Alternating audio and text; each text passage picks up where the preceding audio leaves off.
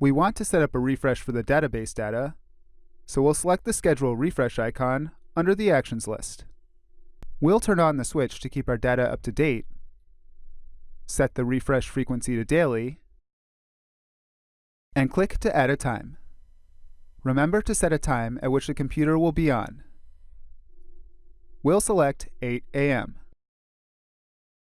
You can schedule up to 8 refreshes per day by selecting Add Another Time.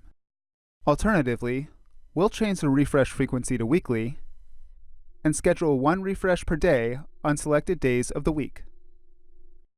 This data does not need to be refreshed on the weekend, so we'll turn off refreshes on Saturday and Sunday. We'll choose Apply to accept this schedule.